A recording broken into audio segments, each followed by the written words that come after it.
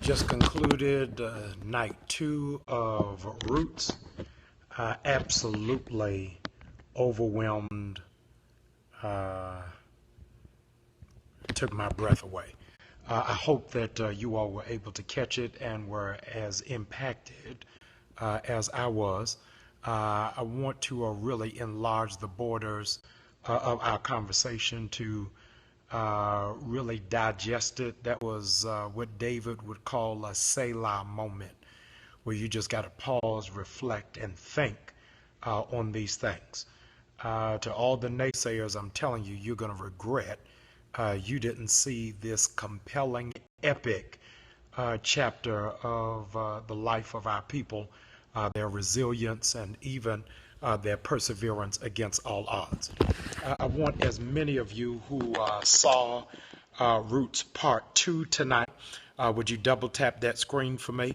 If you enjoyed it, I want you to tap that screen. If you cannot wait for tomorrow night, double tap that screen for me, please. I want to invite as many as possible to come in and be a part of this dialogue and discussion on the roots of the matter. This is part 2. If you missed last night, go into the archives and you'll get my recap of what I saw, my own reflections and revelations as I saw it. If you'll help me, let's enlarge our sphere of influence. There are a lot of people who need to be engaged in the dialogue and conversation, many of whom didn't even catch tonight's episode, but will still catch my insights, and I hope they'll go back and watch it on demand. Ask that you will very quickly, if you're in Apple, you should know by now, slide your screen from left to right if you are in Apple. However, if you are in Android, ask that you'll go from the bottom to the top, and we'll be able to move as quickly as we possibly can. Let me, if y'all will, send some hearts up for me. I really want to give high commendation to Will Packer, HBCU grad, for saying that he wanted to do this for his children so that they could see the power and the influence of the legacy of those in whom they are hewn out of. I hope that you will take a moment and watch this broadcast, not of me, but of FAMU was in the house. Okay, y'all don't want to get that started. I'm going to have to rep the AUC in just 1 minute. Morehouse is here. FAMU was rolling deep. Okay, y'all are going to do that. Let me go into, will you be preaching in June? I hope so, unless you know something I don't know. But yes, I'll be preaching through the whole month of June. I'm preaching Sunday at my church, and next week I'll be preaching at the Hampton Ministers Conference in Hampton, Virginia. I hope I'm preaching in July too, and August, and September. But yes, I'll be preaching in the month of June. So I want to go through, if I can, the insights and the revelations as they came to me on tonight, and see whether they resonate with you. You can say amen by double tapping that screen, and I know that you are really catching a hold to the revelation that I'm downpouring. The first thing that I thought was really jumped out at me is that Roots Part 2 tonight opens up with a fight scene. As Kunta Kinte is, in fact, enraged and enthralled that he's called by his slave name and begins to choke out the person who was his oppressor. Now watch this. Had he just taken the insult, hear me, he would have never been stopped. It was in the middle of the fight that his rescue comes. Some of you all don't know when to shout. Sometimes when you are in the middle of your fight is where it is that God gives you the aid, the assistance, and the backup you need, but he's not going to get involved until he sees you in the fight. Kunta Kinte is in the fight, and that's when the backup troops come in and say, as of this moment, follow us. I'm bringing you out of it. Had Kunta Kinte surrendered, he would have never known the other side of freedom, but he had to fight it through. What was amazing, ladies and gentlemen, is that he begins fighting for the other side. Watch this. And one of the white infantrymen says, I cannot fight with him. I can't fight with a slave. Kunta Kinte says, if you're not going to fight, give me your weapon. There are a whole lot of people who claim to operate in the power and the authority of God, but refuse to get involved in spiritual warfare. If you're not going to do it, give me your spiritual gift. And I'm believing by faith God is getting ready to transfer the arsenal of those of you who want the authority just for the position, but you don't want to get in the trenches. If you're not going to fight for other people, turn over the badge. Stop saying that you're a prayer leader. Stop saying you're an intercessor. Stop saying you're a minister of the gospel and you ain't going to fight for other people. Ladies and gentlemen, you got to get to a place where you realize that the arsenal that God has given you is not just to defend yourself, but to fight for people who are ill-equipped. When you don't do that, please know God will take the arsenal away from you and put it into the hands of somebody else. He gets robed and adorned, clad in his new attire, and when he does so, watch what happens. He takes on, out of Christ-like compassion, to begin aiding, assisting, and leading a man who only has one eye left. What an incredible metaphor that Alex Haley gave us, that part of our responsibility in rolling in Christ-like compassion is to give direction to people who only have half a vision. He's got to take him through the water, take him through the swamps. He's got to help him get dressed. Why? Because he can't even see who he is.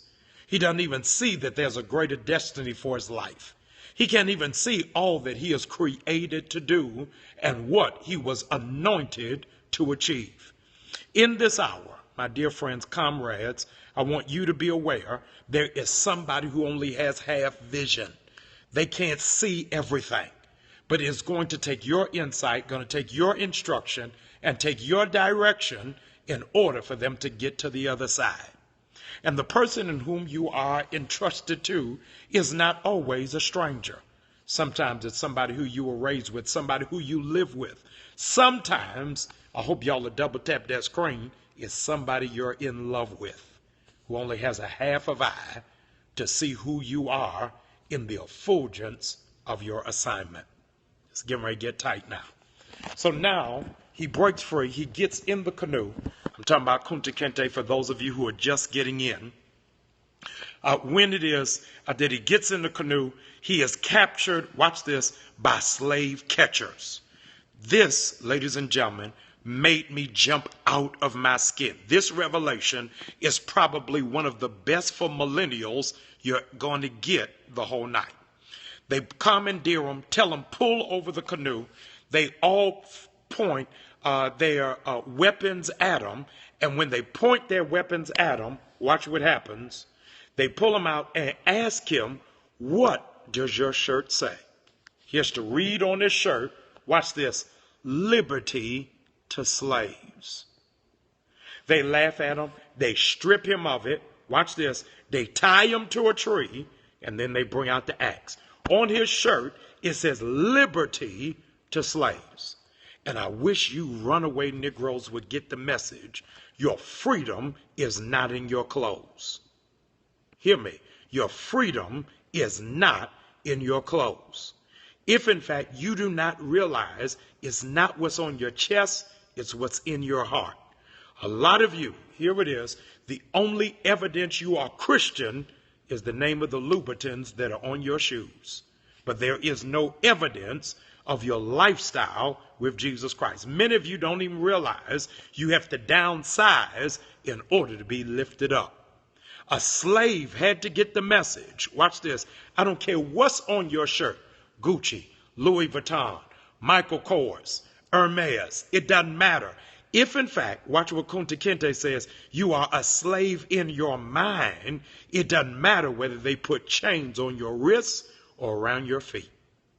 He had, watch this, liberty to slaves and ends up being bound. When they tie him to this tree, strip him of his clothes, he pulls out the axe and says, I've got to do something because you keep running. He pulls out the axe, watch this, and then chops off his foot, saying, I want to immobilize you so you can't go anywhere.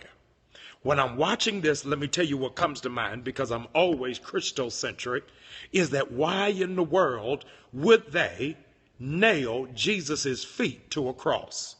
They said, we don't want him to move. The aim and the diabolical intention of a white supremacist society in America is always to restrict the movement of those who have dreams of liberation and freedom. Never allow society to put you in a box you have outgrown. You are greater, watch this, than the status quo and the assumption of where people can tell you you can go. Take the limits off. I want to take the chains off so I can dance. I want you to know I'm stealing right now the revelation of Southwest Airlines. You are now free to roam the country. Can I expand the tentacles of that? You are now free to span the globe. If in fact you are Christ-like believers, it is in fact counter to your faith for you to be stagnant. You are always supposed to be on the move. Gospel is a verb. You cannot be anointed and stuck. And I want you to know in this hour tonight, you just got cleared for takeoff.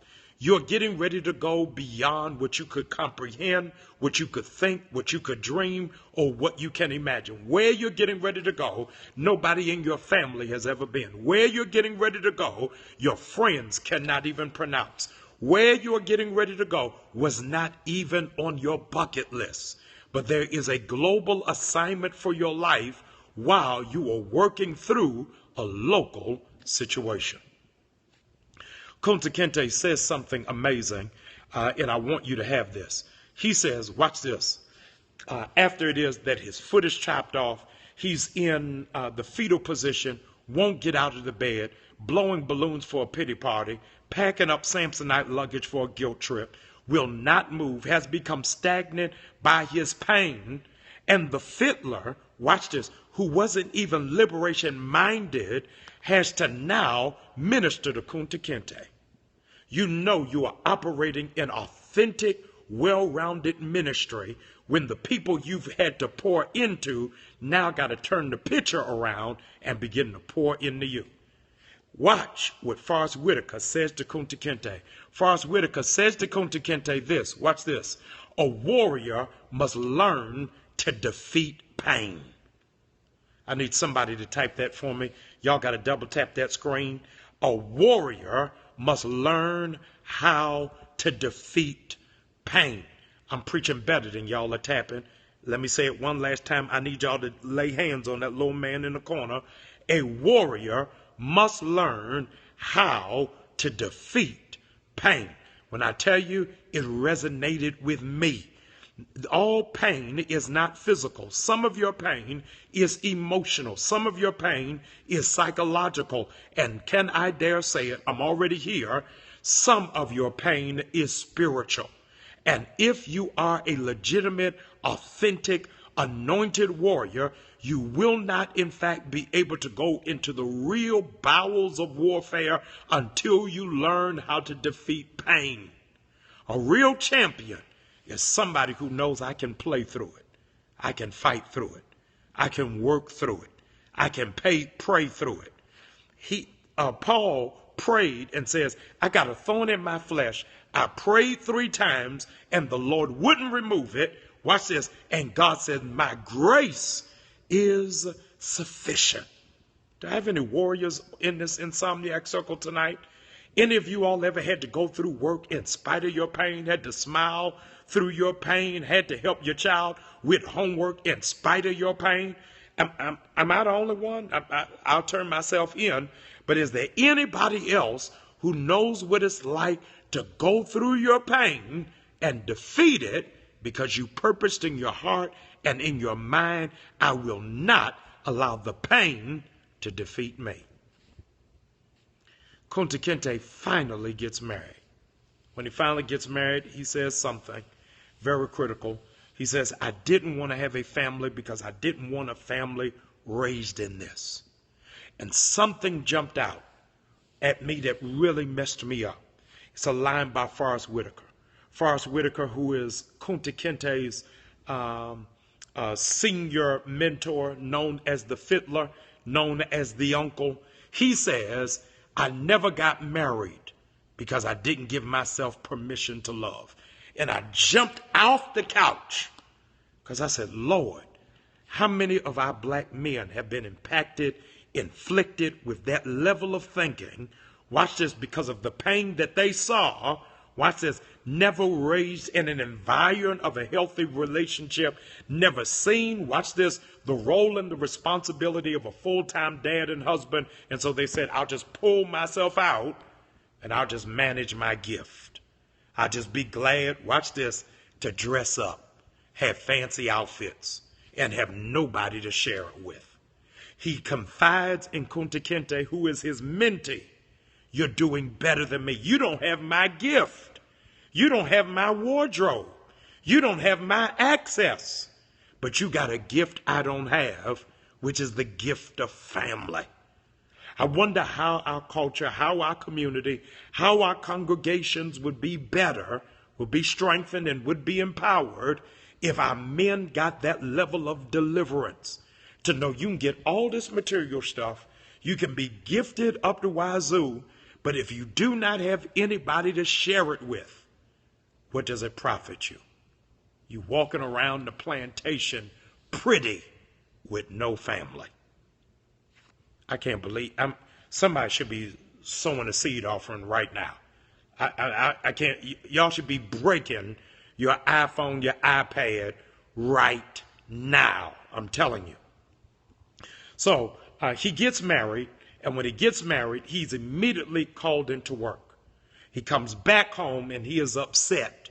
He's upset, watch this, that they have no respect for family, no respect for the sacredness of the vow, no respect that this is a critical moment in his life, and he's called into his job. Comes back, watch this, and she makes the announcement. It's 3 of us now. I'm expecting. It's not just me. It's not just you. Watch this. We are now bringing somebody else into an environment that we do not like. And it comes now time to name the child. Somewhat reminiscent of the Gospels when John is born.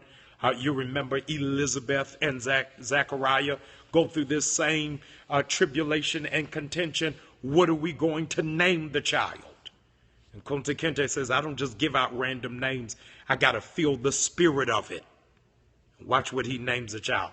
He says, I named this child Kizzy.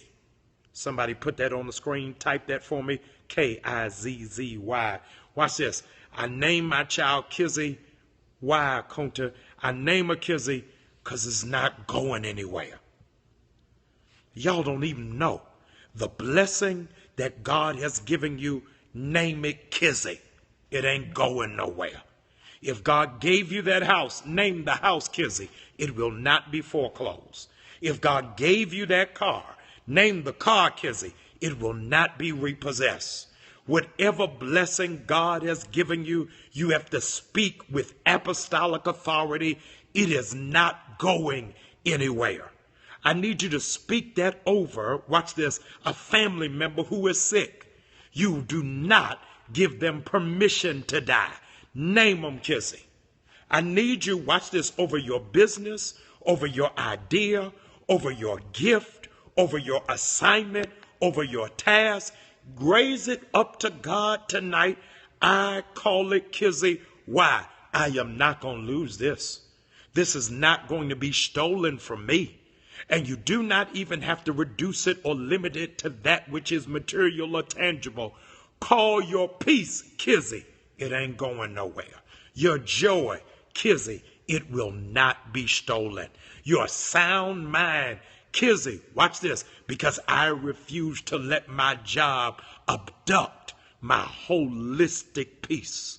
Whatever it is that you love and you have a connection for, I need you to speak with authority over it. Kunta Kinte gave us this word tonight. Kizzy, because it ain't going anywhere. Kizzy comes of age. She's now, from my greatest estimates, between 12 and 13 years of age. And immediately he begins showing, grooming, mentoring her on the tools, the skill set, and the attributes that will be needed in order to get herself delivered. I want to say to you, ladies and gentlemen, that one of the mistakes I'm speaking in inclusive language, one of the mistakes we make in raising and rearing our children is we do not prepare them for their own deliverance. We do not prepare them, watch this, where they can break themselves free. You've got to instill the value of your children. She said, I can't jump on this horse. I got on a dress. And watch what her father says to her. You don't know what you're going to have on when the time comes for you to break free. Can I say to you, you have no idea what you're going to have on when God opens up the door for you to finally break free. Some of you are going to be wearing pajamas. Some of you are going to be wearing your work uniform. Some of you are going to be wearing jeans. You have no idea what you're going to have on or what you're going to be prepared for. But when God opens up the door, you got to be prepared to mount that horse and say, I was equipped for this. How do you do it? By proactively, watch this, proactively preparing your children through a prayer life. Job does something incredible that I think we miss. He makes a sacrifice for his children in case they sin. How does he do it? I want you to do this. You've got to begin preparing your daughters in case they get their heart broken. Prepare your sons in case life doesn't go their way. Prepare your sons and daughters for the unseemly attacks you didn't see coming, but now they can be prepped and braced for. He said, you don't know what's waiting for you out there. They want to rape you. They want to kill you. They want to hang you. And I am preparing you for the tools and the skill set that you need in order to fight your way through. Prepare now your children for spiritual warfare on that college campus.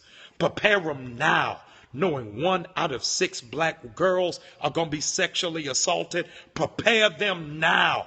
No matter what happens, you can talk to me about anything. No matter what transpires, you can, in fact, have a conversation with me. Because we do not prepare them for deliverance and escape, they begin suppressing these broken feelings, and then they come out as fractured adults. Frederick Douglass says, it is better to build children than try to fix broken adults. Frederick Douglass said that, abolitionist from right here in the state of Maryland. The daughter and Kente fall out. They have a dramatic daughter-father infraction. And he is holding on to the standard of freedom fighting as he knows it from an Afrocentric Western African perspective. But watch this. The daughter said something, and I hope y'all will run around your living room. If you're on your job, run through the cubicle. If you are in your car, pull the car over. The daughter says, watch this, reading is my way to be a warrior. You don't even understand that your greatest weapon is your mind. You got to learn how to take up arms of your intellectual capacity. There is nobody who can stop a child of God, watch this, who is a critical thinker. We believe forthrightly that readers are leaders. And I am not talking about Frantz Fanon. I'm not talking about Kierkegaard. I'm not even talking about Cornel West. Sometimes you've got to focus in. Are you reading the Word of God? It's a light into my pathway. I need you tonight, here it is, to begin instituting within your own regiment that you got to begin reading. I became guilty, got convicted of the Holy Spirit, that as soon as I wake up, I'm checking my phone. Looking to see who texted me, who called me. Do I have any email messages? And I'm not going to the Word first. I want you to prepare yourself. Here it is. Whatever you do the most often, you do the best. I got that from Jawanza Kunjufu. Whatever you do the most often, you do the best. Some of you are only good at lurking. Some of you are only good at scrolling. I want you, if you in this insomniac circle, I want you to become good at thinking, at analysis, at process, at innovation, in terms of steps. I want you to say that my mind is how I become revolutionary. And when I activate that, there is nothing that will be able to stop me. I close with this, and we'll resume back either tomorrow or Thursday. Here is the greatest line of the night for me. The greatest line of the night for me. They treat you like an animal until you strike like one, and then they kill you like one. Best line of the night. They treat you like an animal until you strike like one, and then they kill you like one. I'm giving it to you for the last time. They treat you like an animal until you strike like one, and then they kill you like one. I'm going off the track, but I'm on the trail. I am amazed at America's narrow prism of the value of life, that over 500,000 people have in fact signed a petition because they are outraged and upset that a monkey got killed. Harambe is dead. Unity. Watch this. And nowhere do they have that outrage when a black man is killed, when a black woman is killed, when a black child is killed, that they will put more emphasis on a monkey in a zoo than 9 black people in the basement of Mother Emanuel Church in Charleston, South Carolina. More value on a monkey in a zoo than they will of a teenager finding his way to his first day of college in Ferguson, Missouri. More value on a monkey in a zoo than they will in a young man right here in Baltimore named Freddie Gray, that they'll put in the back of a police vehicle, sever his spine by 80%, and nobody goes to jail. And yet the zookeeper is under tremendous scrutiny. And we learn from our ancestors tonight that they see you, watch this, and they treat you like an animal until you strike like one. And then they kill you like one. When Dr. King was assassinated, he was in fact assassinated, not looking for covenant partners, not starting a fellowship, but standing with sanitation workers who did not in fact hold signs that said Black Lives Matter. They had simple signs that said, I am a man. I'm looking for the dignity that is right and appropriate for human beings. Don't treat me like an animal. Ladies and gentlemen, I want you to know that you are fearfully and wonderfully made. And the reason why it is that you are in fact blossoming with so much fruit is because your roots run deep, they run heavy, they run wide, and they're feeding you even for this moment, for the generation that is coming behind you. Roots, the saga continues tomorrow night. For sure, not sure whether I'll be with you on tomorrow night, but Thursday night, I'll be doing a limited edition Words of Wisdom for Periscope. Periscope, thank you all. I see you on for watching. The Periscope app has asked me to give a 2-part series of my reflections on this election and what do they mean in terms of practical application. Thursday night at 11 p.m. sharp, I'm going to join you right here. Put the word out. Love y'all. I holla. Let nobody treat you like an animal because you are made just a little bit lower than the angels.